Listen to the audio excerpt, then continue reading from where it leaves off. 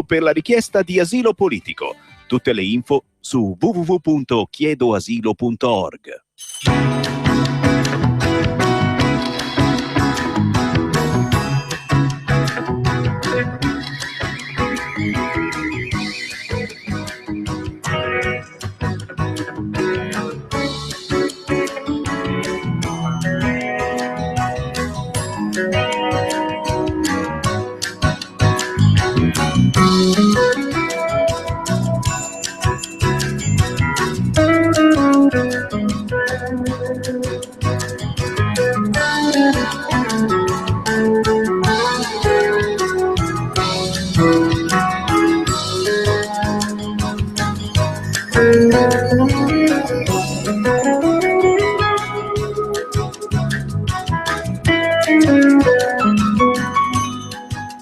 Buongiorno da Giulio Cainarca a tutti coloro che sono all'ascolto di Radio Padania Libera e buongiorno anche al nostro ospite Claudio Borghi Aquilini, che è in collegamento telefonico con noi, è responsabile economico della Lega Nord, candidato alla presidenza della Regione Toscana e nostro ospite abituale per i colloqui del giovedì. Buongiorno Claudio. Velocissimo, guardo la prima pagina dell'ANSA e vedo che Fassino, presidente dell'ANCI, ha detto, dopo aver parlato con Renzi, che Renzi gli ha assicurato no a nuovi tagli ai comuni. Tutti contenti i sindaci. La Grecia invece ha rimborsato il prestito al Fondo Monetario Internazionale, 450 milioni. Il ministro Padoan dice che bisogna scongiurare in tutti i modi l'uscita della Grecia dall'euro. E in Francia invece TV5 Monde, 11 emittenti, il suo sito internet, le pagine Facebook e Twitter stanno cercando di rialzarsi dopo l'attacco da parte, a quanto pare, degli hacker dello Stato Islamico che hanno oscurato le trasmissioni. Ci vorranno giorni per tornare alla normalità. In nome di Allah, il clemente e misericordioso, iniziava così il messaggio che lo Stato Islamico ha utilizzato per hackerare la TV5 in Francia. Sono le prime 3 notizie dell'agenzia ANSA di stamani. Intanto però, Claudio, poi ci torniamo su alcune di queste perché hanno a che fare con la discussione in corso sui conti pubblici dopo la presentazione del documento di economia e finanza. Ma ti chiedo intanto le novità in questa settimana dalla Toscana, dal Granducato di Toscana. Il Granducato, guarda, sto andando verso Abbadia San Salvatore in questo momento su Montamiata. Oggi giornata dedicata a quest'area bellissima. Oggi vedo Montalcino, Chiusi, appunto Abbadia, Chianciano e similari per incontrare tanta gente e alla fine poi dopo in realtà ci sono tanti problemi di cui si parla poco perché non fanno notizia, perché quando ci sono degli italiani che vanno in rovina molto meno così entusiasmante rispetto a quando appunto ci vanno i Rom o similari. Scusa, apro una parentesi. Lo Stato Islamico magari ha attaccato il sito della televisione francese, no, oscurandolo. In compenso ci sono anche invece degli altri fenomeni che oscurano, per esempio la pagina Facebook di Matteo Salvini, perché ha osato nominare la parola zingari, no? Sì. E quindi niente, abbiamo una specie di Facebook ISIS, no? Che decide lui cosa si può nominare e cosa non si può nominare, e fa capire anche insomma quanti interessi potenti ci siano dietro questi signori, ecco. Non andava bene dire un'ovvietà che i campi Rom sono una vergogna e che vanno semplicemente rasati al suolo. Uno dice rasati al suolo, non so, che trovino, suona male, che trovino un'altra locuzione, sgomberati con grazia, non lo so, ma l'importante è che non ci devono essere. No, poi a proposito poi, Claudio, di questa questione lessicale, io più volte ho sentito gli stessi zingari che ci tengono a essere chiamati zingari e non rom. Ma certo, appunto, ma infatti è una cosa assolutamente ridicola. Eppure guardate un po', guarda che caso, no? Hanno preso un pretesto per oscurare la pagina Facebook di Matteo Salvini, che sappiamo essere il suo principale strumento di comunicazione con noi, con gli elettori, per essere vicino a tutti. E invece vedete che l'idea è quella di cominciare cominciare. Io lo prendo come una avvisaglia, insomma. Stanno cominciando a mandare un po' dei messaggini, cioè del tipo statene buono che poi vedi che ne studiamo. Quindi insomma, io ci starei attento. Comunque invece qui in Toscana è un po' difficile che ci oscurino, per cui noi continuiamo belli sereni a fare la nostra campagna. Siamo partiti prima degli altri, è 2 mesi che stiamo lavorando qua sul territorio.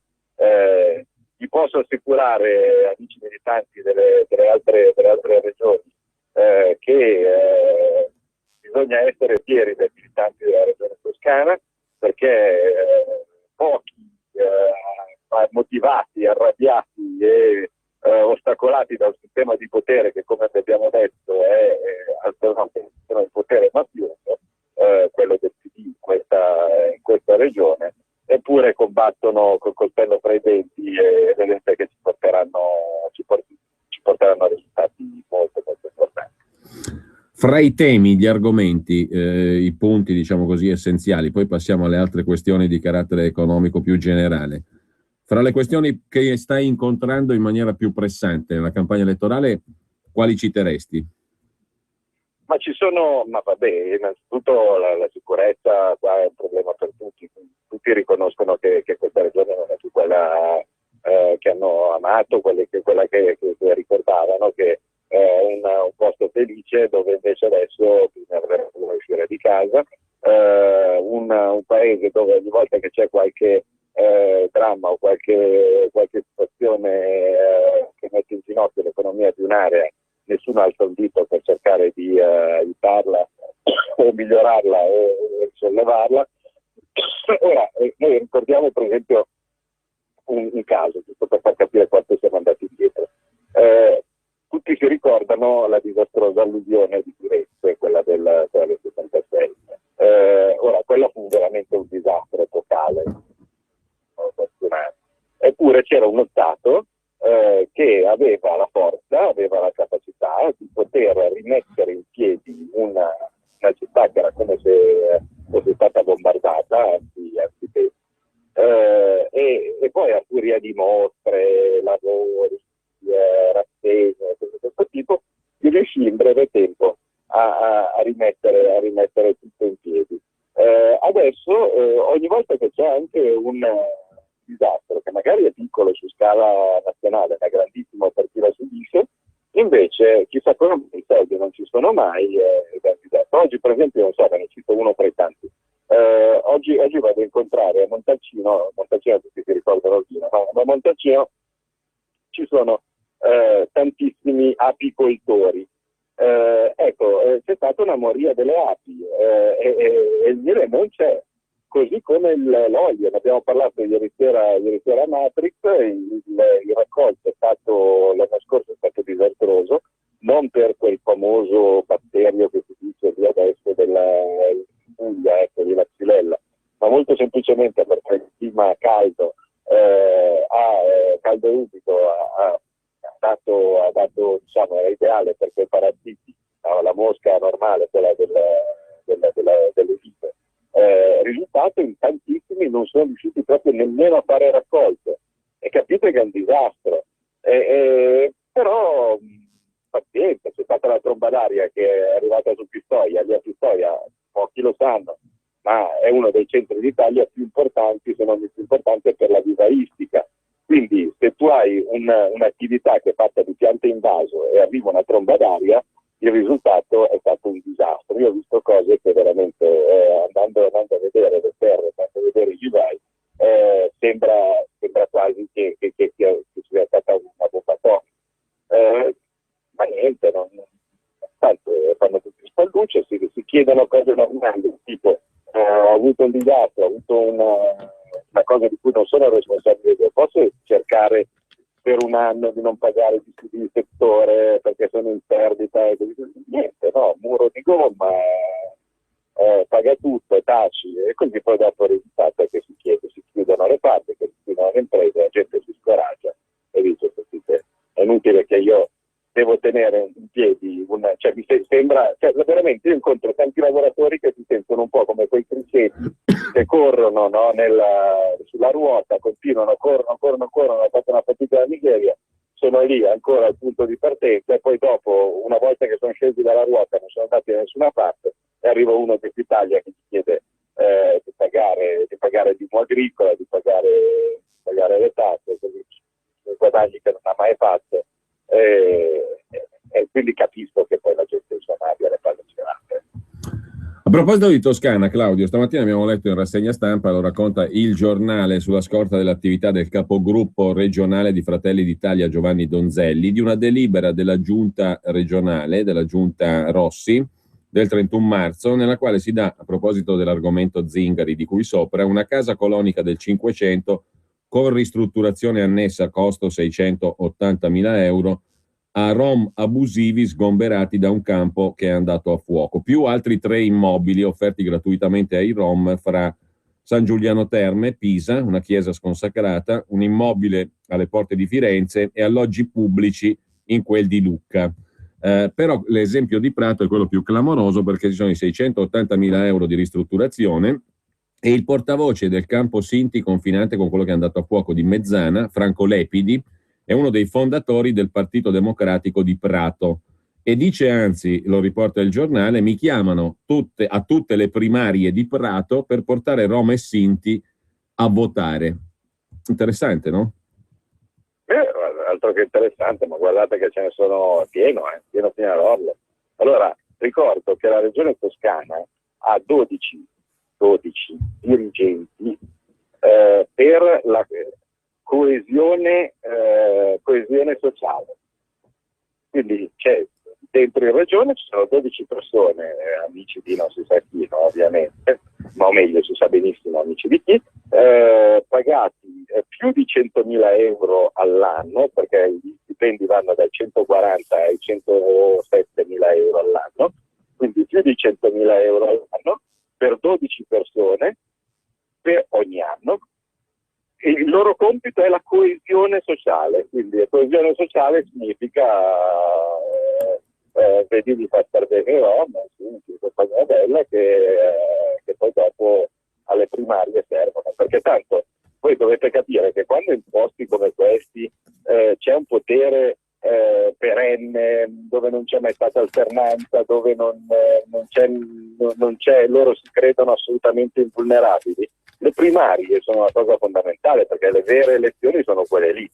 Essendo che il PD è convinto già in ogni caso di avere sempre la vittoria in tasca, l'importante nel caso si fanno le primarie è vincere in quelle, quindi sono equivalenti a una campagna elettorale in tutto e per tutto. Non essendoci le regole delle elezioni normali e dato che loro proprio così, gesto di generosità, ma guarda un po', alle primarie fanno votare anche appunto gente che cittadino italiano non è, quindi vari rom, immigrati e compagnia bella, ecco che vari potenti locali hanno trovato una maniera assolutamente gratuita di garantirsi poi dopo il posto caldo da una parte all'altra. Basta che ci sia una primaria, basta aver pagato robe cinesi come nel caso della Liguria e similari, ed ecco che l'elezione è fatta senza bisogno di manifesti, senza bisogno di discorsi, senza bisogno di competenza, senza bisogno di campagna elettorale. Basta che arrivino belli in fila questi soggetti a scrivere il suo nome alle primarie del PD ed ecco che le elezioni sono fatte. Senti Claudio, c'è un'altra questione sulla quale io devo proprio chiedere il tuo aiuto, perché nonostante faccia sto mestiere da tanti anni, leggendo i giornali di questi giorni rimango veramente basito. Non ci credo, tu hai capito. No, sono basito, stupefatto e devo chiedere per forza la tua spiegazione, perché io non ho capito cosa c'entrino le cooperative rosse con il PC, PDS, DS, PD. Oggi sul Corriere, per esempio, sul Corriere ci raccontano che spuntano i legami tra la cooperativa celeberrima in questi giorni, la CPL Concordia di Modena, e il Partito Democratico, e che a casa del presidente della cooperativa CPL, Casari, è stata trovata una busta con scritto sopra Baffo e dentro 16.000 euro in contanti. Però Casari ha spiegato che sono soldi che lui ha a disposizione per la sua famiglia, e sulla scritta Baffo dice si riferisce a me perché ho i baffi. Questa qui è la barzelletta del giorno, però poi c'è la pubblicità, ma dopo mi commenti tu la barzelletta del giorno. Allora, tesoro, ascolta. Va bene. Living. Ma a soggiorno non si dice più. No, living. Va bene. Dai, un'altra. Deor, cioè il terrazzo. Sì, per gli antichi. Ah, beh. Dai, adesso le altre stanze. Vi sembrerà tutto nuovo. Dalle Leroy Merlin ci sono così tante novità che puoi costruirci una casa. Fino al 26 aprile, alla festa delle novità, 4 nuovi progetti d'arredo con tanti nuovi prodotti. Informati su leroymerlin.it. Quest'anno Vichy anticipa l'estate. Ad aprile sui solari Vichy subito per te uno sconto pari all'indice di protezione. Protezione solare 30? 30% di sconto. Protezione solare 50? 50% di sconto. Più ti proteggi, più risparmi. Farmacie aderenti su vichy.it. Sconto immediato alla cassa sul prezzo applicato dal rivenditore.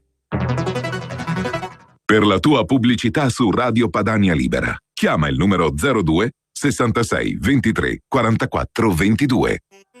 Sabato 11 e domenica 12 aprile, chiedo asilo anch'io. Prima il cittadino, non il clandestino. Il governo Renzi ci discrimina. Noi rinunciamo alla cittadinanza italiana per ottenere gli stessi benefici che hanno i cosiddetti migranti nel nostro paese. Questo weekend cerca il gazebo della Lega Nord e del movimento Noi con Salvini e compila il modulo per la richiesta di asilo politico. Tutte le info su www.chiedoasilo.org. Allora, oltre all'iniziativa dei gazebo, chiedoasilo.org per tutte le informazioni, però, ed è un altro argomento di discussione, Claudio ce la spiega meglio perché l'abbiamo concepita bene stavolta sulla base esclusivamente dell'invidia, invidiosi della trovata del PD che ha detto tesserati che ti do il biglietto dell'Expo a metà prezzo, anzi tutto incluso con la tessera del PD, soprattutto se hai meno di 30 anni, ti diamo anche il biglietto per l'Expo 2015. E noi abbiamo subito copiato l'iniziativa dicendo se tu metti D13, mi raccomando D13, la sigla per finanziare il partito giusto col 2 per 1000, oppure tramite conto corrente postale, segnatevi la quaterna, 37 67 12 94, 37 67 12 94, causale contributo volontario, finanziate la radio giusta, cioè questa, avrete non solo il biglietto dell'Expo, non solo la tessera della Lega, ma anche il CD di Giovanni Sollima, esimio maestro palermitano che è l'autore del logo sonoro dell'Expo 2015 che abbiamo ascoltato con grande gioia ieri. Claudio, tu ci spieghi bene questa iniziativa economica, ma anche mi devi spiegare per quale motivo continua la stampa maliziosa di regime a accostare le cooperative rosse al PD. Baffo o non baffo? No, assolutamente, credo che siano delle calunnie. In realtà è notorio che le cooperative rosse sono della Lega. C'è stato è una questione di daltonismo. In realtà sono verdi. Cioè noi non vediamo bene i colori, ma in realtà le cooperative rosse sono verdi. Così come anche ieri la Serracchiani ha avuto il coraggio di dire che non solo quindi io pensavo in politici locali, ormai evidentemente deve essere una parola d'ordine, la Serracchiani che parlando con Salvini ha detto che il PD non c'entra niente con le nostre parti. L'aveva detto anche alla stampa, l'aveva detto, no, per iscritto l'ha detto non solo in via orale ma anche per iscritto. Certo, no? È notorio che non c'entra niente con il Montepaschi, che è soltanto una lista lunga così dei soldi che i nominati dovevano versare alle casse del partito e sono agli altri. Ma scusami Claudio, ma il baffo chi è secondo te il baffo? Baffone. Di solito normalmente quelli che trafficano con uno che era abbastanza esperto di trafficaggio con cooperative, così, però baffino. Più che baffone. No, anche perché Claudio, scusami, io sono avviziato, diciamo, mentalmente, però è normale, no? Perché io se ho bisogno dei contanti in casa, no? A parte che ne tengo 16.000, 18.000, 20.000, minimo. Cioè, magari servono per le piccole spese, no? Esatto. E poi, per ricordarmi, tanto quando devi però poi Claudio, per ricordarmi che sono miei, ci metto dentro, li metto in una busta e ci scrivo il mio soprannome, perché sennò me li dimentico, giusto? È ovvio, sì, infatti. Io normalmente non lo so, cioè quando mi metto i miei 30-40 mila euro in contanti, no, che tengo a casa per le piccole, per la colazione, scrivo su occhialino, non lo so, qualcosa del genere. Non sicuro. Ma dai, ma tanto che ci viene in modo straevidente. Allora, notizia di ieri, no? Così ritorniamo anche un po' sull'economia. I commissari hanno accertato che il buco solo per il 2014 della Banca Etruria, banca che notoriamente non c'entra niente con Renzi e con il suo entourage, no? Perché vorrei mica che avere il padre della sua fidata ministra come vicepresidente della banca sia un indizio, cioè era lì per caso e Boschi l'hanno fatto, era vicepresidente così della Banca Etruria, ma non lo sapeva, insomma era lì così di passato. Sono stati 526 milioni di buco per l'esercizio 2014, no? Quindi qui in Toscana ormai siamo abituati che vanno a carichi da 500, no? Cioè sotto i 500 milioni, 450,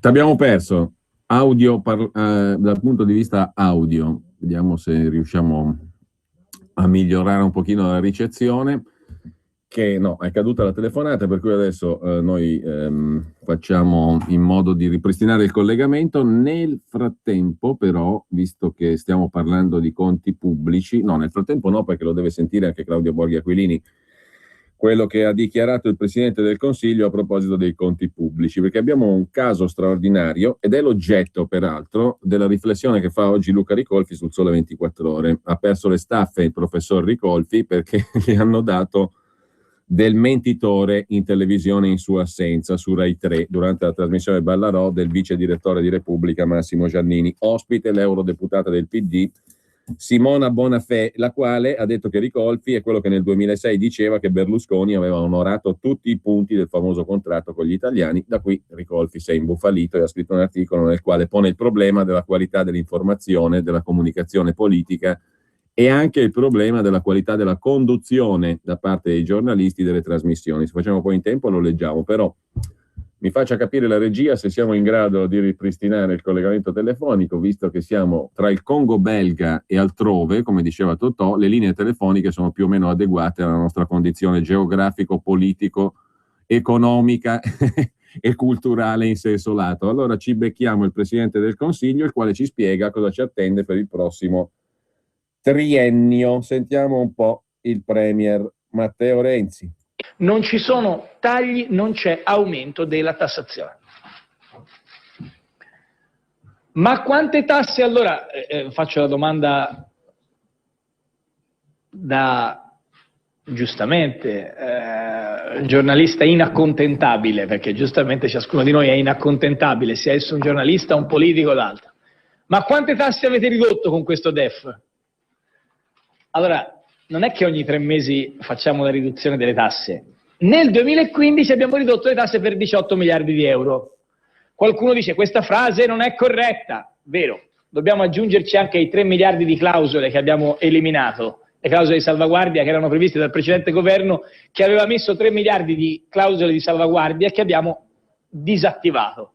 Quindi non sono 18, sono 21, ma diciamo che per fare un conto pari sono 18 miliardi, 10 miliardi del bonus 80 euro e 8 miliardi e le misure legate innanzitutto al costo del lavoro, ma non solo al costo del lavoro. Quindi nel 2015 gli italiani pagano 18 miliardi di tasse in meno.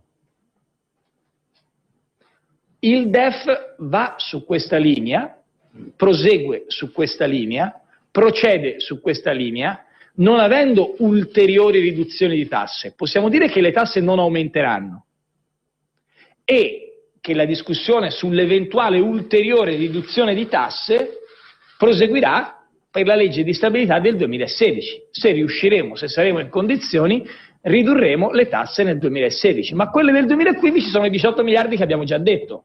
Questo lo dico perché se leggete i giornali di oggi c'è scritto che noi stiamo facendo una manovra da 10 miliardi di euro, che stiamo facendo tagli, che stiamo aumentando le tasse. Tutte queste cose stanno nella categoria delle frasi false. Punto. Poi si può discutere, essere a favore o contrari, ma queste sono frasi false. Infine, che cosa sarebbe molto interessante discutere anche di fisco, non lo facciamo qui. È chiaro che sul fisco abbiamo iniziato un processo di cambiamento che sarà faticoso, che non sarà scoppiettante, perché sul fisco di scoppiettante ci sono ben poche cose che si possano riferire senza riferimento a parolacce, ma è evidente che la dichiarazione dei redditi precompilata, io la considero un numero zero, la dichiarazione dei redditi precompilata del 2015, utilizzo un termine giornalistico, è la dichiarazione dei redditi precompilata che arriva a casa di 19-20 milioni di italiani. Quanti sono più o meno? In teoria, in realtà occorre nella prima versione occorrono una serie di attenzioni ancora molto complicate, certo meglio del passato, ma ancora non è la versione nostra che arriva fisicamente a casa e che consente di avere tutto già precalcolato. Per esempio, quella di quest'anno non ha ancora le misure legate alle spese sanitarie da portare in detrazione, e voi capite che una parte importante può bastare perché abbiamo tanta carne al fuoco, ovvero tante bugie tutte in una volta. Ma bugie non lo dico io, lo dicono i documenti presentati dal governo, perché la cosa assurda è che Renzi stava parlando l'altro giorno, questo è l'estratto audio, di fianco al ministro dell'economia Padoan. Entrambi firmano il DEF, il documento di economia e finanza. Se tu ci guardi dentro c'è l'esatto contrario di quello che sta dicendo Renzi in conferenza stampa presentando lo stesso documento. E peraltro per aggiunta delizia, diciamo così, per ulteriore, a parte il fatto che inaccontentabile mi sembra un nuovo aggettivo nel vocabolario italiano, appunto, giusto perché Firenze è la patria della lingua, giusto appunto, l'inaccontentabile giornalista. Di inaccontentabili giornalisti se ne vedono ben pochi. Citavamo prima Ricolfi che si lamenta proprio del contrario, della cialtroneria dei giornalisti italiani e della loro propensione ad adeguarsi al potente di turno. Comunque, a proposito di inaccontentabili, visto che anche voi lo siete certamente, io vi propongo anche un altro passaggio di quelli che innalzano l'audience radiofonica, la fanno scoppiare il ministro dell'economia in persona, Padoan.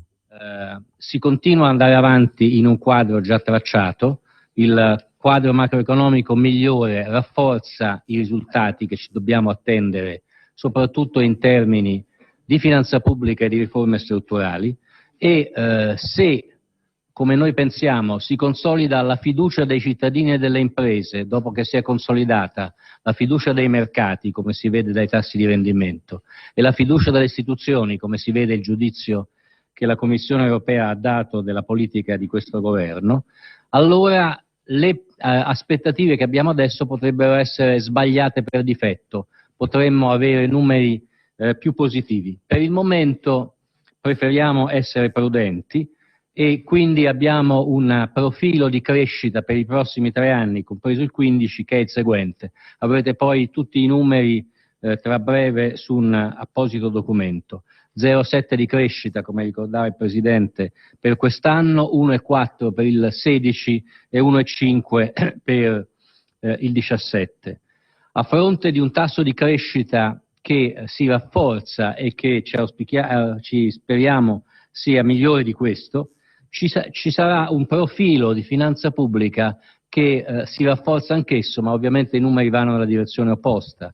Per il 2015 l'indebitamento è previsto essere al 2,6. Potremmo andare avanti per altri 5 minuti, ma a questo punto saremo veramente autolesionisti. Perderemo tutti gli ascoltatori. Intanto però c'è un lancio d'agenzia non ancora ripreso, o meglio, c'è una notizia di cui dà conto Repubblica sul suo sito online, ma che non è ancora stata ripresa né tantomeno approfondita dall'ANSA. A Milano spari in tribunale. Alcuni testimoni parlano di 4 o 5 colpi di arma da fuoco, almeno un ferito, intorno alle 11, poco fa, in tribunale a Milano.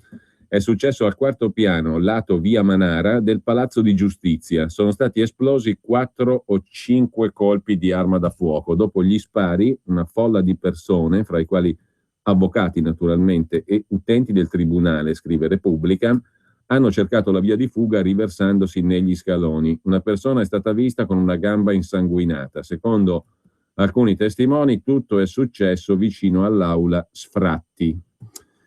Questo è lo scarno comunicato che compare sul sito di Repubblica a proposito del del fatto che pare essere accaduto, anzi è accaduto pochi minuti fa in tribunale a Milano, 4-5 colpi d'arma da fuoco dentro gli uffici del tribunale vicino all'aula Sfratti. Ora, credo che non siamo più in grado di ricollegarci con Claudio Borghi Aquilini, quindi tutte le questioni di cui dobbiamo parlare in tema di finanza pubblica rimangono sul tappeto, anche perché certamente non si esauriscono nel giro di pochi giorni. Qui abbiamo però, da un punto di vista generale, la straordinaria performance di un primo ministro, di un presidente del Consiglio che nell'impunità informativa totale sostanzialmente è in grado di dire l'esatto opposto di quello che è la verità. La verità poi è relativa, come tutti sanno, ma perlomeno la verità scritta nero su bianco sui suoi stessi documenti. Stiamo parlando del famoso DEF, cioè del documento di economia e finanza, nel quale in pratica sono segnati i numeri fondamentali della finanza pubblica, le previsioni soprattutto, però le previsioni sono incerte naturalmente, quindi parlare di verità non è appropriato. Parlare però di numeri scritti nero su bianco dal governo, sì, sono perlomeno le previsioni. Sono sempre sballate, sono sempre ottimistiche, ma sono quelle. Qui abbiamo il caso incredibile per cui le previsioni, per definizione ottimistiche, sono diverse dagli annunci fatti dal governo medesimo, perché se si dà una scorsa al DEF, al documento di economia e finanza, e gli estratti che abbiamo sentito adesso sono relativi proprio alla conferenza stampa nella quale il Presidente del Consiglio, ovvero Renzi, e il Presidente dell'Economia e il Ministro dell'Economia Padoan annunciano il documento di finanza pubblica. Tu lo leggi e ci trovi l'esatto contrario. Niente tagli, niente tasse, e poi l'anno scorso abbiamo avuto uno sgravio che non finisce più, dice Renzi. Al contrario, nel documento sono, ma anche nel documento dell'anno scorso erano previste, e infatti si sono realizzati, gli aumenti sia della spesa che delle tasse. La musica non cambia neanche nel documento di quest'anno, dove si prevedono più tasse, si prevedono più spese, si prevedono tagli agli enti locali, le solite cose, e nel programma tutto da sottoporre a Bruxelles, cioè all'Unione Europea, compresa la riduzione delle agevolazioni fiscali, cioè deduzioni e detrazioni, che in sintesi sono un ulteriore aumento delle tasse. Poi Renzi ha raccontato che le clausole di salvaguardia sono state eliminate, e non è affatto vero, perché sono state congelate quelle di quest'anno, coprendole dal punto di vista finanziario con una cosa molto dubbia, cioè la speranza che il costo del debito continui a calare grazie al famoso spread che discende e che la crescita economica riparta più di quello che prevede il governo. Finora si è verificato il contrario. Quindi anche in questo caso abbiamo una bugia grossa come una casa. Non è vero che le clausole di salvaguardia sono state eliminate. Si è parlato di un congelamento di quelle di quest'anno in attesa di eventi miracolosi, che 9 su 10 non ci saranno, e non si è parlato affatto dell'eliminazione delle clausole di salvaguardia, cioè dell'aumento delle tasse IVA e carburanti in primo luogo per l'anno prossimo e per l'anno successivo. Quelli rimangono tutti. Quindi abbiamo una comunicazione che è tutta il contrario. Per quanto riguarda Milano, c'è qui un biglietto volante, mi dice che è stato un imputato per bancarotta a fare fuoco dentro il tribunale, nel quale però in teoria l'imputato o anche il visitatore o anche l'avvocato non può entrare con le armi. Ci sono tanto di metal detector e controlli all'ingresso del tribunale. Invece costui, a quanto pare, è riuscito a entrare con le armi, ha fatto 2 morti e un ferito. Lo dice Rai News, ma adesso dovremmo essere in grado anche di leggere qualcosa di più sul sito del Corriere. L'agenzia ANSA in questo momento mi pare che sia ancora indietro sulla notizia, ma ve lo dico, vediamo di raggiungere l'indirizzo del Corriere della Sera velocemente, e anche il Corriere naturalmente si occupa di questo in apertura. A Milano spari nel Palazzo di Giustizia, 2 morti e un ferito, scrive anche il Corriere della Sera, appunto. Sono stati sentiti peraltro i colpi di arma da fuoco da numerose persone presenti. Nei corridoi del tribunale presenti forze dell'ordine, 2 morti dunque e 2 feriti, dice il Corriere della Sera, ma le notizie sono ancora proprio all'ABC. A sparare a Palazzo di Giustizia sarebbe stato Claudio Giardiello, imputato per bancarotta. Secondo quanto raccontano gli avvocati presenti in aula, l'uomo ha sparato dopo che il suo difensore ha rinunciato al mandato di difenderlo. Ha sparato contro un testimone e poi contro altri 2 uomini seduti nelle panche riservate al pubblico. Sono rimaste ferite anche altre persone, un ferito, perlomeno 2 morti e un ferito, dice il Corriere della Sera in questo momento.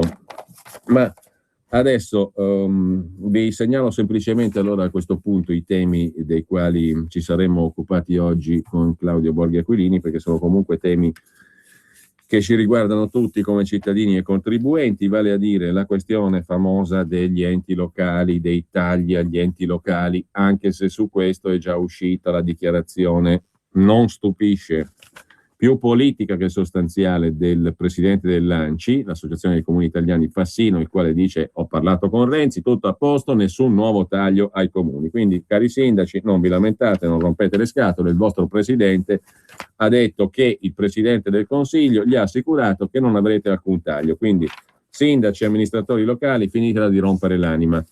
A Milano invece l'anima ce la romperanno come cittadini milanesi di sicuro, perché c'è un altro buco di 90 milioni di euro al quale 9 su 10 il comune farà fronte con ulteriori aumenti di tasse. E poi c'è la questione invece degli evasori, che ogni tanto spunta per far capire agli italiani che c'è uno Stato che si chiama Stato italiano, che ogni tanto funziona, che è implacabile con gli evasori, che ci sono controlli su controlli su controlli. I numeri però ricordano quelli delle vacche di Mussolini, che girano da un posto all'altro a seconda di quando arriva il duce. In questo caso servono per vendere ai cittadini la favola.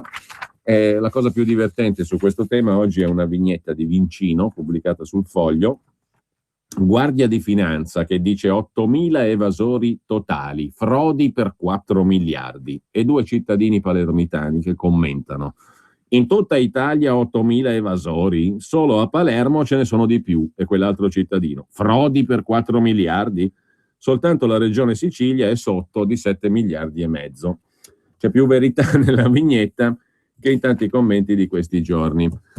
Mentre prima della pausa pubblicitaria, e poi recuperiamo a proposito di cancellazioni da internet, il sito del segretario leghista Salvini è stato oscurato per 24 ore da Facebook perché ha usato la parola zingari. Dopo 24 ore di purga, il sito di Salvini è tornato attivo, perché bisogna essere precisi, corretti, anche se spesso sono loro a dire preferiamo essere chiamati zingari che rom, dipende dai casi e casi. Comunque zingari è una parola che secondo il codice deontologicamente corretto dei giornalisti non si usa, e neanche secondo il codice di deontologia di Facebook e dei social media, che sono pieni di zozzerie peggiori da un punto di vista concettuale, mentale, psicologico e via dicendo, però non puoi usare la parola zingari. Fa parte, diciamo, delle fesserie corrette, l'avverbio mettetecelo voi, dell'epoca nostra.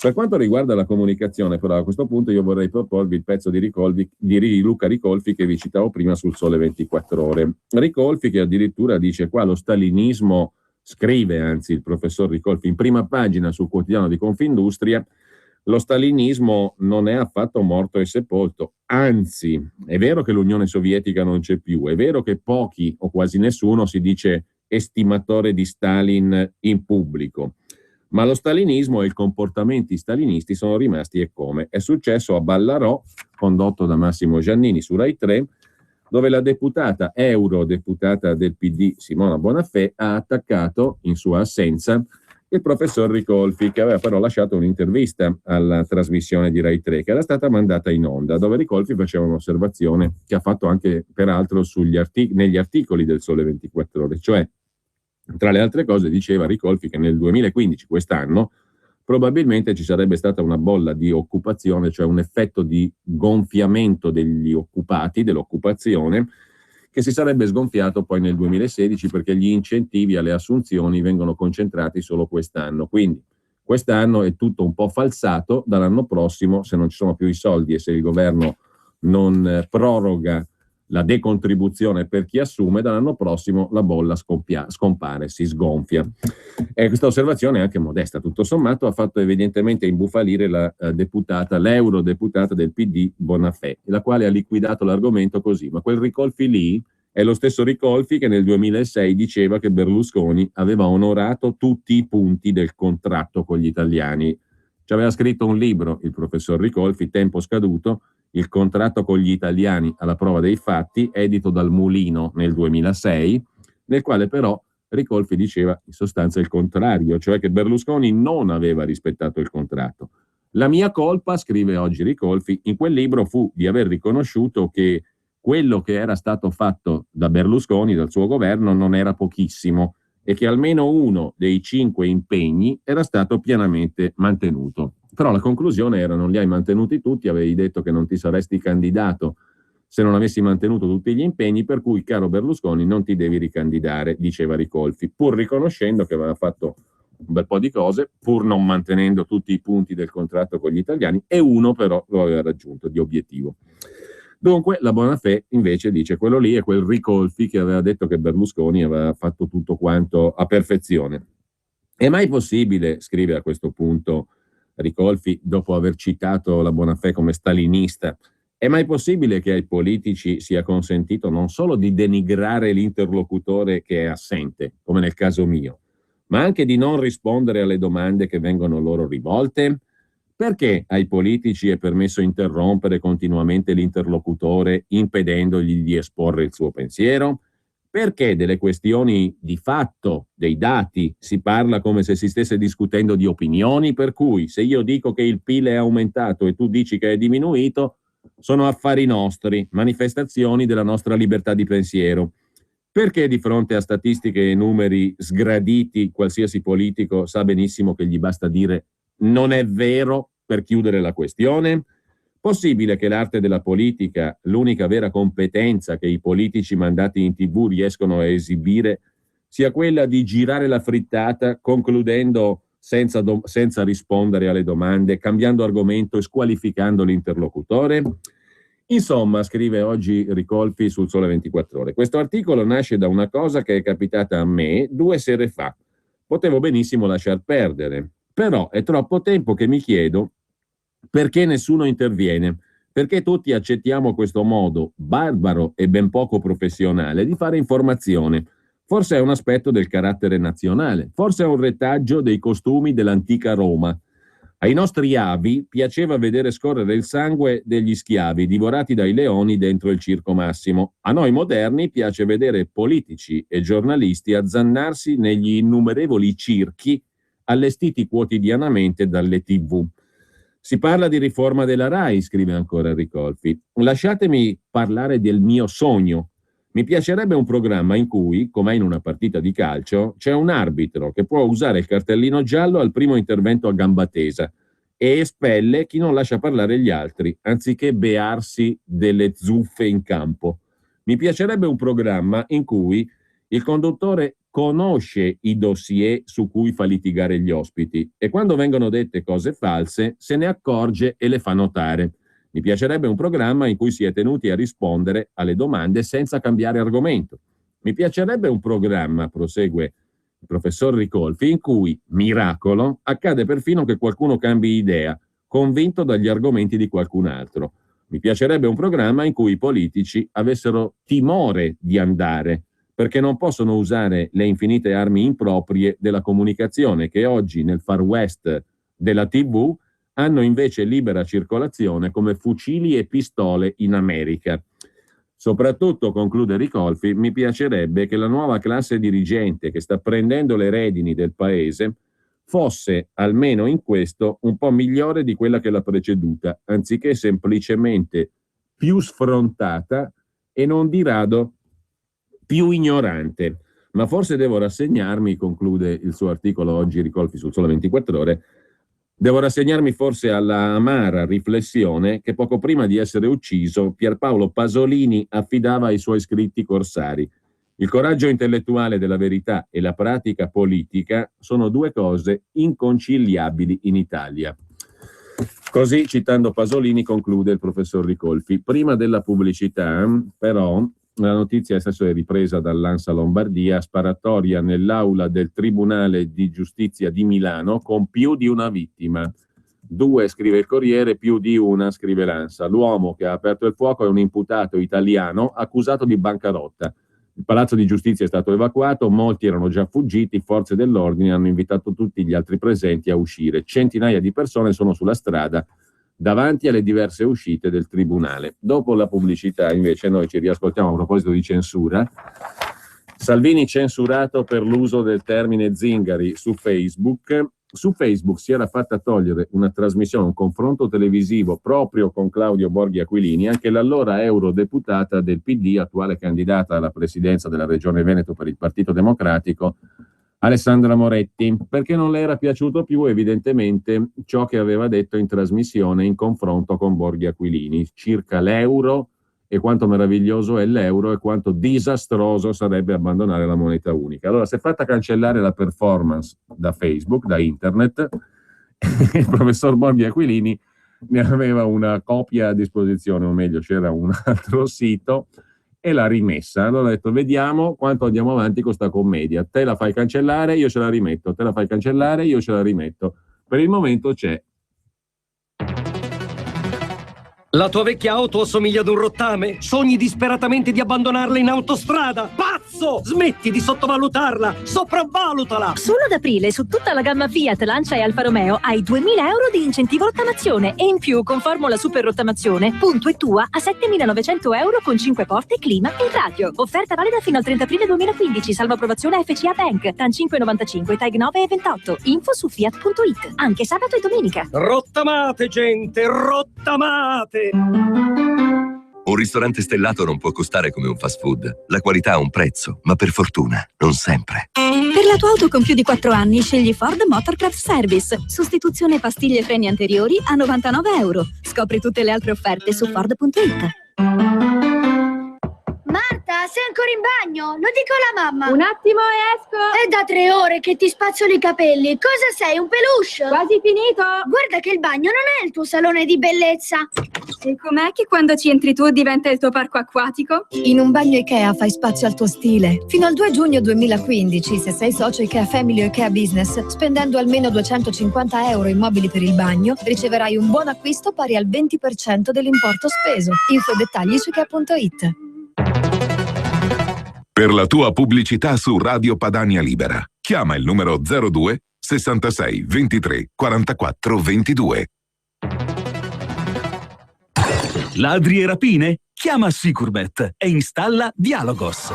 Telefono 389 11 89 705. Antifurto senza fili o videocontrollo da 980 euro netti. Chiama il numero 389 11 89 705. Prima è meglio che dopo. Sicurbet 389 11 89 705.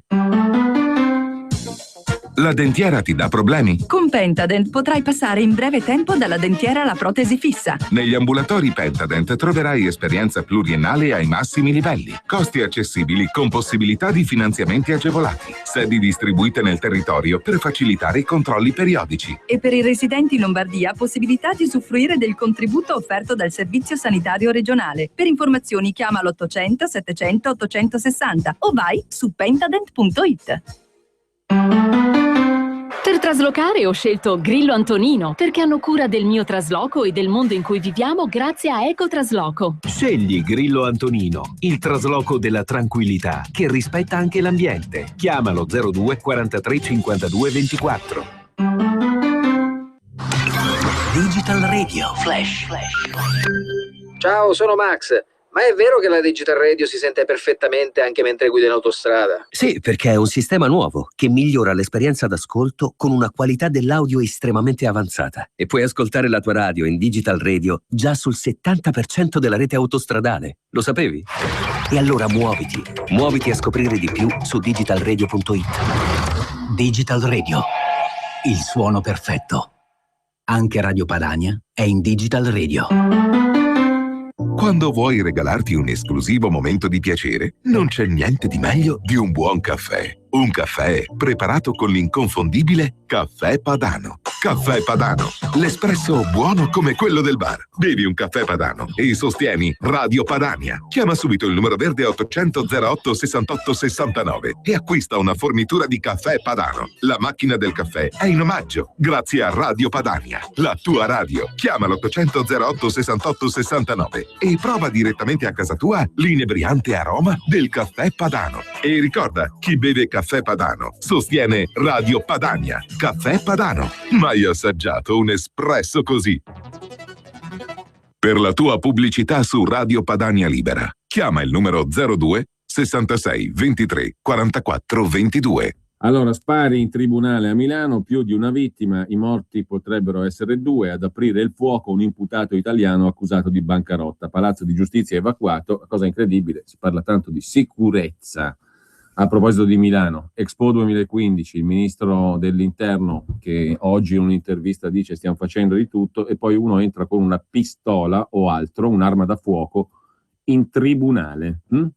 È rassicurante o no per il futuro? Mentre torniamo alla questione, io tolgo la performance che ho fatto, Alessandra Moretti, eurodeputata all'epoca, candidata PD alla presidenza del Veneto, in confronto, vecchia trasmissione sulla 7 di Omnibus con Claudio Borghi Aquilini, sul tema dell'euro principalmente. Non è piaciuta a posteriori alla Moretti evidentemente la sua performance, ha fatto di tutto per farsela cancellare, se l'è fatta cancellare, Claudio Borghi ce l'ha rimessa, vedremo, perché sapete, tutto è pubblico, no? Uno che fa politica parla in pubblico, però non è piaciuto evidentemente alla candidata Moretti a posteriori, cioè dopo qualche mese o anno, quello che ha detto, e cercato di farselo cancellare da internet. Eccolo qua.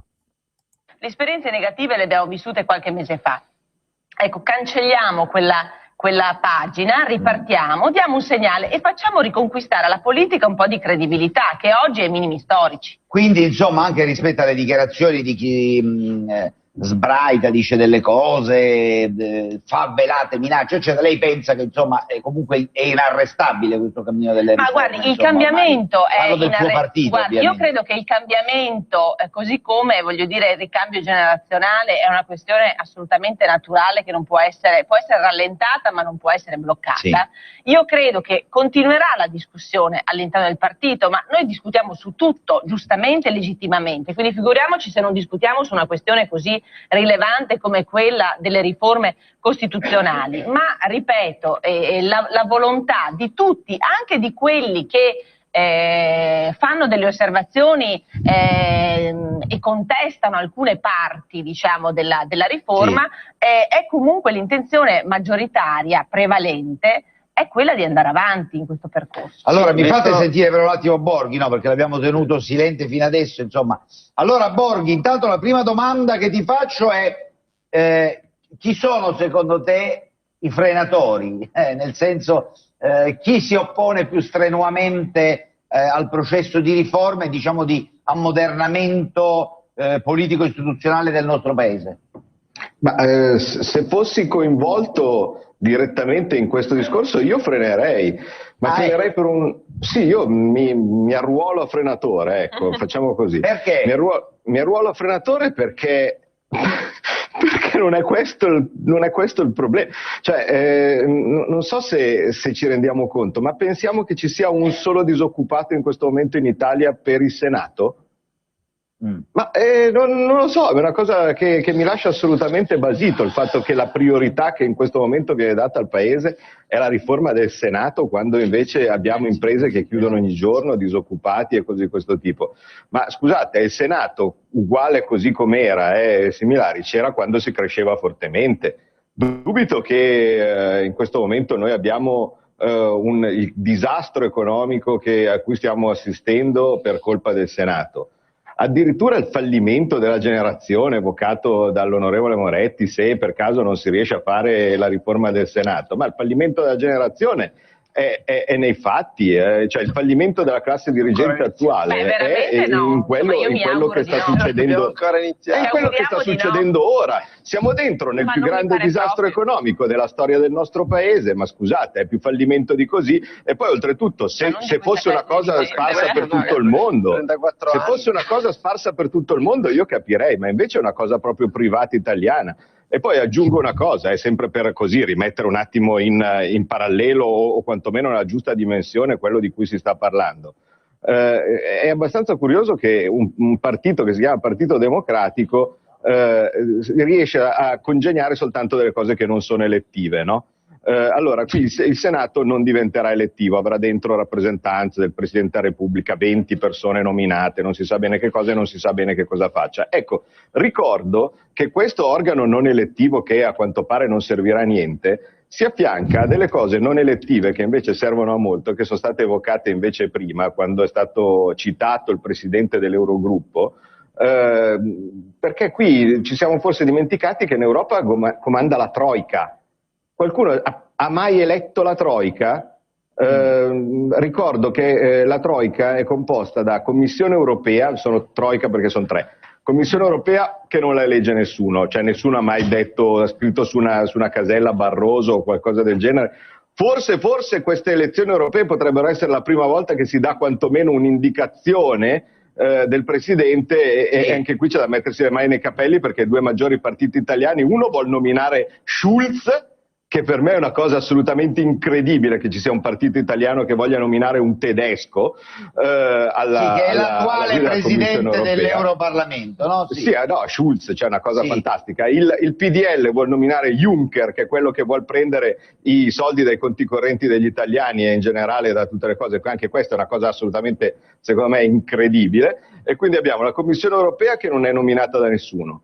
Abbiamo la BCE che non è nominata da nessuno popolarmente, perché non mi risulta che uno ha detto scegli Draghi piuttosto che un altro, e abbiamo il Fondo Monetario Internazionale che poi non ne parliamo, figurarsi se questo è mai stato eletto da qualcuno. Ecco, comandano questi 3 qua, quindi significa che il popolo non serve assolutamente a niente.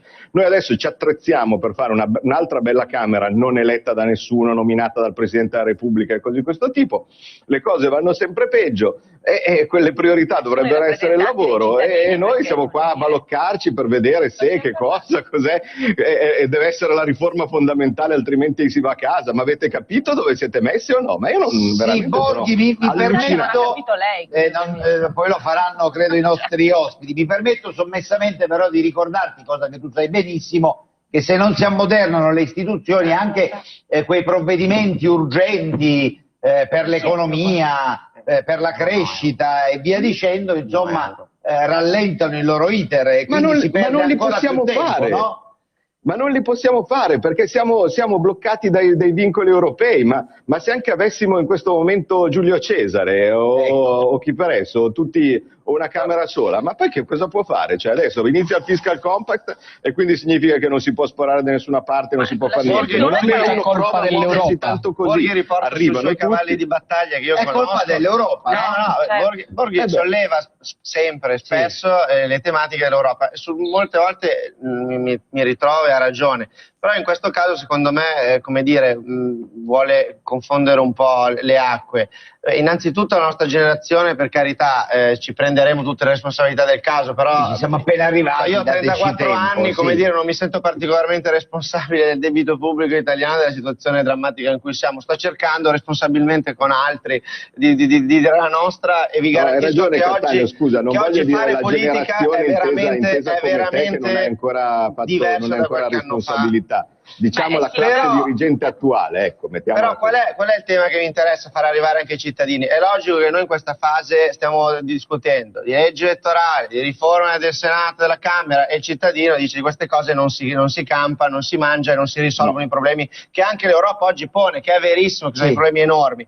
Però è anche vero che queste sono le regole del gioco, cioè le regole del gioco in cui bisogna mettersi insieme e responsabilmente il centrodestra, lo ribadisco, pagando anche pegno elettorale, perché oggi noi lasciamo sul terreno qualche punto percentuale in virtù di questo atteggiamento molto responsabile, ma lo facciamo c'è anche in Europa questa cosa che hanno bisogno l'uno dell'altro, perché mentre, ripeto, qua noi stiamo parlando più o meno del nulla, dall'altra parte grazie Borghi, così abbiamo bocciato tutto questo pezzo di discussione. Grazie di esistere. Sono a vostro servizio. D'altra parte però in altri paesi dove forse il dibattito è un pochettino più concreto, in realtà in Europa si sta stabilendo una dicotomia che non è più destra e sinistra, è contro questa Europa in cui noi ci siamo, e dall'altra parte invece abbiamo quello che una volta era il centrodestra e il centrosinistra uniti in difesa dell'attuale, e la situazione francese comincia già più o meno a dare una sveglia a questa nuova situazione, quindi che ci facciano l'abitudine ad andare d'accordo l'uno con l'altro, perché fra un po' ci sarà uno schieramento che io direi conservatore, che avrà come protagonista, diciamo, i vari PD locali, no?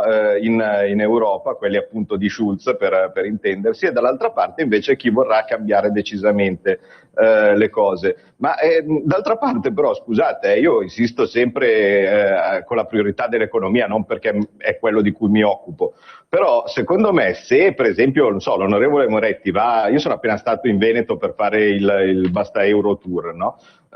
Dove sto più o meno presentando un librettino con le domande e risposte sulle bugie che si sentono normalmente sull'euro.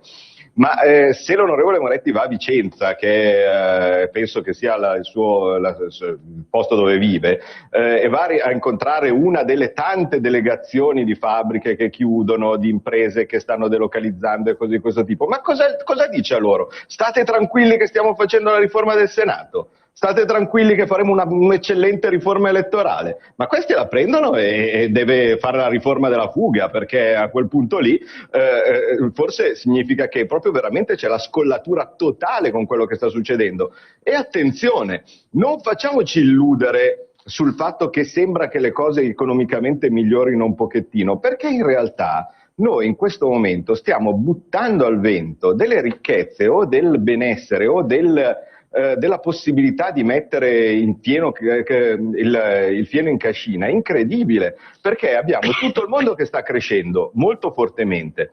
Noi in questo momento, e sono delle occasioni rare dove in teoria uno deve cercare di accumulare o di prosperare o di mettere le basi per la futura crescita. In questo momento noi siamo appena a livello di sostentamento, cioè ci accontentiamo di non peraltro anche i dati, mi pare, del ministro Padoan, insomma, parlano di una crescita quest'anno, insomma, inferiore a un punto percentuale, quindi insomma... Ma sì, ma un punto non lo dice, ma un punto secondo me non lo vedremo. Sentiamo un attimo la replica dell'onorevole Moretti. Allora, intanto vorrei rassicurare Borghi che io sono stata 5 anni vice sindaco, assessore, amministratore locale della mia città, quindi la conosco bene e continuo a frequentarla, non solo ci vivo, ma ogni fine settimana quando rientro mi occupo proprio di fare quello che lei fa una volta ogni 6 mesi presentando dei libretti, nel senso che da parte mia non soltanto i cittadini, le aziende e le associazioni, anche le associazioni.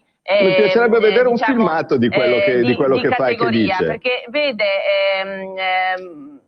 il discorso demagogico e populista, usciamo dall'euro perché tanto, basterebbe leggere l'articolo dell'intervista che Romano Prodi ieri ha rilasciato a Repubblica per capirne un po', insomma, ecco, magari avere un pochino più di memoria storica e di rispetto per la storia, magari insomma farsi anche una cultura.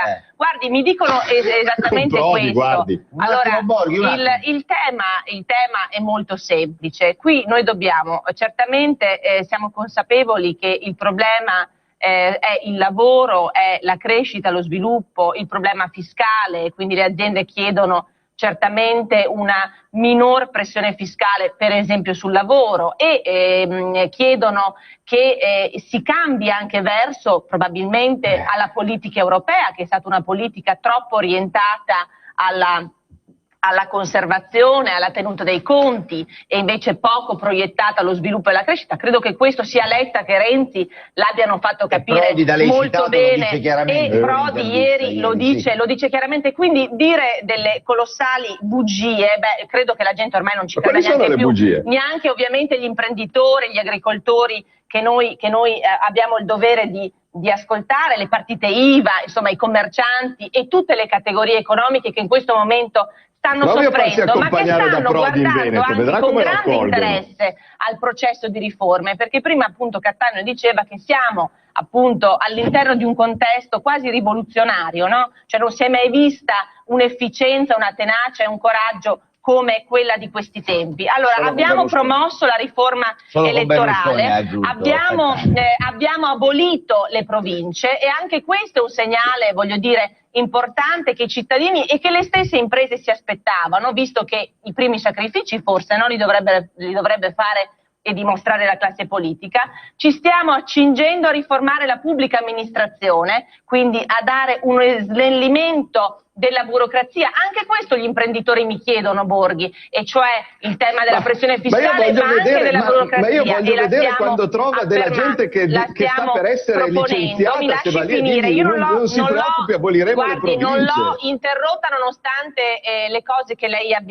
detto, quindi mi lasci concludere. C'è il tema del lavoro, quindi il tema del Job Act, e quindi anche su questo, e poi il tema della giustizia, perché l'altra cosa che mi chiedono gli imprenditori, gli artigiani, i commercianti, è che il sistema della giustizia in Italia fa acqua, e non è il sistema penale di cui Silvio Berlusconi si è occupato in tutti, voglio dire, gli anni in cui è stato Presidente del Consiglio, ma è la giustizia civile, quella cioè che va a colpire la pelle dei cittadini, quella cioè che per recuperare un credito fa sì che ci si metta 10 anni, 15 anni, e quindi quella che non dà risposte, che scoraggia. Ci stiamo impegnando sul tema dei diritti, caro Borghi, e probabilmente a maggio affronteremo il tema dei tempi anche delle separazioni, del divorzio breve, altro tema attualissimo e molto sentito. Mi fa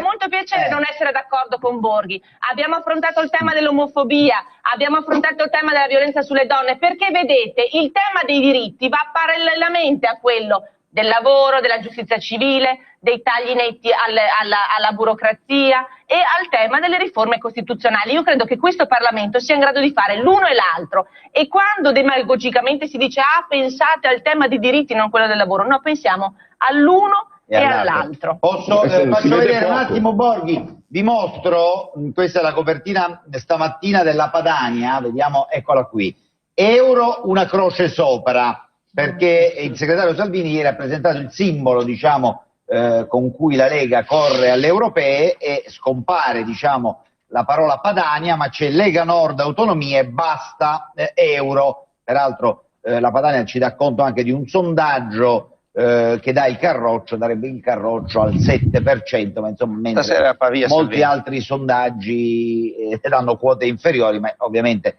meno male che almeno ne abbiamo avuto uno che siamo che ci ha lontani ancora dal voto. La Lega sta promuovendo la raccolta firma per alcuni referendum. Sì.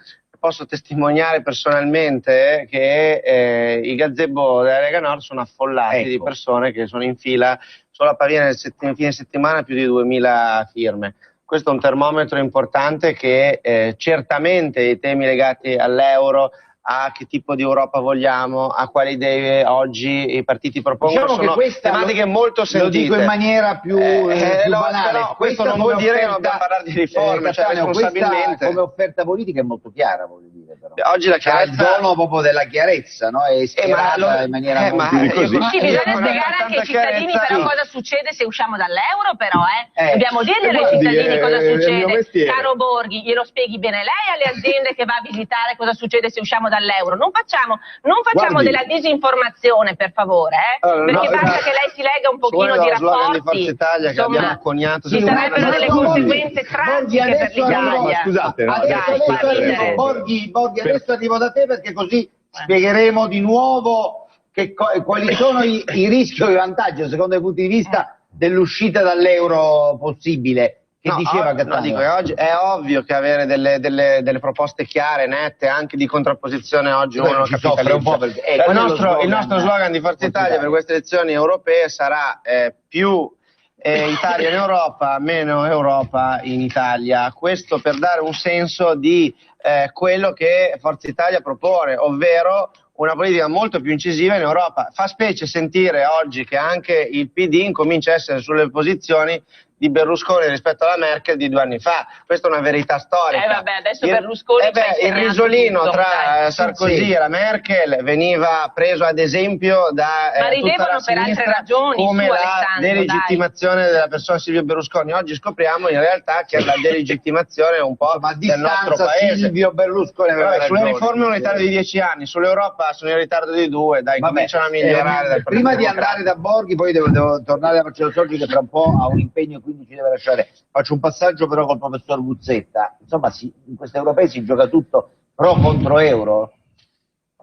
Ma, diciamo, siamo in una fase in cui la crisi è tale per cui raccontare storie semplici che alludono a grandi palingenesi è la cosa più semplice. Del resto siamo in campagna elettorale, la Padania fa campagna elettorale.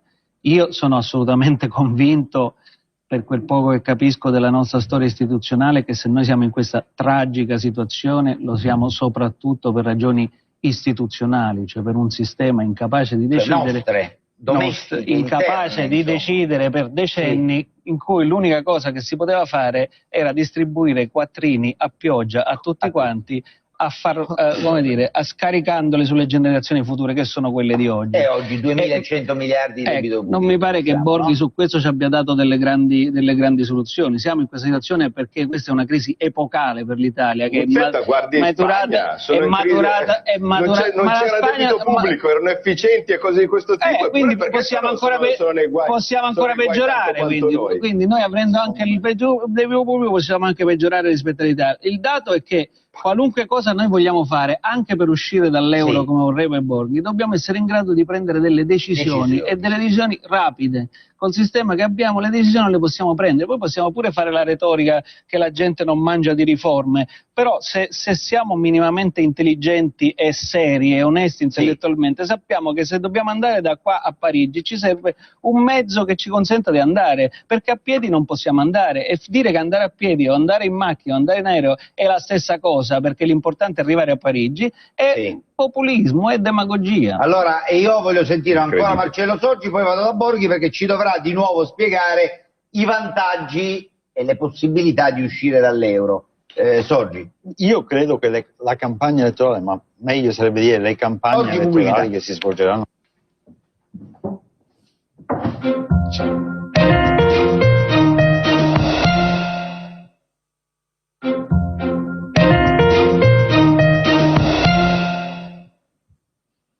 Allora, come promesso vado da Borghi, perché lui ci deve ripetere perché sarebbe conveniente per il nostro paese uscire dall'euro. Siccome Borghi è bravo a farci capire le cose, quindi lo invito ad essere sintetico ma anche semplice, comprensibile. Allora, perché ci converrebbe? E qual è il prezzo da pagare? Perché questa poi è la tesi opposta, no? Di chi dice sarebbe un disastro. Ok. Allora, iniziamo subito a dire che non è antipolitica, vale a dire è una proposta politica, semmai ce n'è una, vale a dire prendere una decisione di questo tipo è politica pura, non è demagogia o tutti a casa, alla Grillo o cose di questo tipo, no, è una proposta politica. Altra cosa, il fatto che tutti i sondaggi che avete visto, vedete che danno circa il 40%, 50% alcuni degli italiani che vorrebbero uscire dall'euro, fa pensare che il fatto che ci sia un solo partito che abbia deciso di accontentare questa idea, vale a dire la Lega Nord, è un po' strano, perché dovrebbe essere il partito che porta avanti le iniziative dei cittadini, no? Non i partiti che se ne fregano e parlano di altro. Comunque, detto questo, ve lo spiego molto velocemente. Il fatto che ci sia una moneta artificialmente forte porta disoccupazione. Perché? Perché se noi abbiamo una moneta forte, all'inizio siamo contenti, diciamo che bello, abbiamo una moneta forte, questa cosa comporta che ci risulta molto più semplice comprare prodotti all'estero e per gli altri risulta molto più difficile comprare i nostri prodotti. All'inizio non ce ne accorgiamo, anzi pensiamo di avere il potere d'acquisto aumentato, poi dopo invece ci accorgiamo di una cosa fastidiosa, che i prodotti all'estero che compriamo sono fabbricati all'estero e quindi poi dopo da noi si crea disoccupazione. Vi faccio un esempio, che sì, per carità, sono tanti anni fa, ma in realtà gli effetti economici di un riallineamento del cambio sono sempre quelli. L'euro non è altro che un cambio fisso, finché noi manteniamo ognuno il nostro paese separato dagli altri, non ci sono bilanci in comune. L'euro è un cambio fisso. Il cambio fisso ha sempre gli stessi effetti e noi l'abbiamo avuto per esempio fra l'87 e il 92. Tra l'87 e il 92 noi abbiamo bloccato il cambio con gli altri paesi europei perché c'era il famoso SME credibile, no? Vale a dire, sì, ognuno manteneva la lira, il franco, il marco e così via, ma i cambi erano fissi fra di loro. Ecco, noi all'epoca andammo esattamente in crisi come adesso, disoccupazione, cercato di curare questa disoccupazione con tasse, prelievi, ci ricordiamo Amato, no? che prese i soldi dal conto corrente, no? Di notte 90.000 miliardi era di lire quella finale. La manovra sì, che venne fatta sia prima che dopo. Poi dopo non so se ci ricordiamo, lì nacquero le tasse sui risparmi, li mise Formica. Lì nacquero le tasse sulla casa. No, però Borghi, scusa se ti interrompo perché c'è pochissimo tempo. Io voglio sapere, se usciamo dall'euro, i risparmi, gli acquisti di materie prime, tutta questa roba qui. Glielo dico subito, all'epoca si disse no, è impossibile uscire. Quando poi alla fine la situazione divenne insostenibile, io qui ho tutti gli articoli di poco dopo in cui si uscì dall'ECU, che era come l'euro, no? Allora, i tedeschi che vengono ad acquistare in Italia stanno battendo la Lombardia alla ricerca dei fornitori. Dopo la svalutazione i tedeschi hanno comprato le macchine ai nostri clienti. In Veneto, il posto della Moretti, no? Il Giappone d'Italia all'assalto del mondo, qua nel 94. Non si ricorda un boom del genere neppure risalendo ai felici anni 80. E invece i tedeschi dall'altra parte, sempre nello stesso periodo, per far capire che noi non dobbiamo dare ascolto ai Schulz.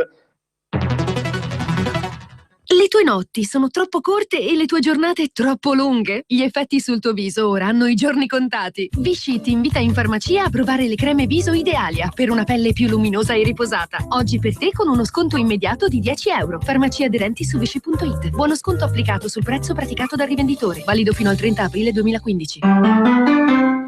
Rubinetti, arredo bagno, piastrelle. Ma qui è tutto in sconto. Signora, gli articoli in offerta sono più di 100. 101. Si sta scordando mio marito. Negozi Iperceramica. Prezzi super, qualità iper. Scopri le offerte su iperceramica.it.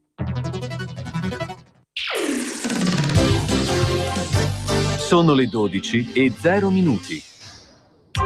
Radio Padania presenta Coming Soon Radio, quotidiano di informazione cinematografica. Grande regista. Grande, sensibilità. Ma perché continuo a ripetere le stesse cose da anni? Tutti pensano che io sia capace di capire quello che succede, di interpretare la realtà, ma io non capisco più niente. Mia madre, il nuovo film di Nanni Moretti, dal 16 aprile al cinema. Ad aprile.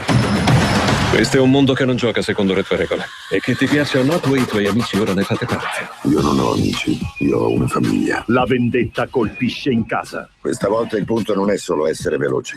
Un'ultima corsa. Fast and Furious 7. Da giovedì 2 aprile al cinema.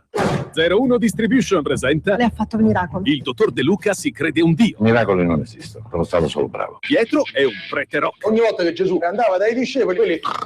Preparatevi a uno scontro biblico. Cosa hai detto? Marco Giallini, Alessandro Gasman e Laura Morante in un film di Edoardo Falcone. Se Dio vuole, dal 9 aprile al cinema. Scegliere di andare al cinema non è mai stato così facile. L'applicazione Coming Soon Mobile per i cellulari offre la programmazione completa delle sale cinematografiche di tutta Italia. Cerca il film che vuoi vedere nell'elenco sempre aggiornato. Leggi la trama, guarda il trailer e trova sulla mappa il cinema più vicino a te. E se la sala dispone del servizio ticketing, prenoti direttamente il biglietto. Richiedi gratuitamente Coming Soon Mobile inviando un SMS al numero 335 12 19 555 con scritto cinema. Con Coming Soon Mobile il cinema è a portata di mano. È assolutamente gratuito. Gli unici costi a carico del cliente sono quelli di connessione e dipendono dal proprio piano tariffario.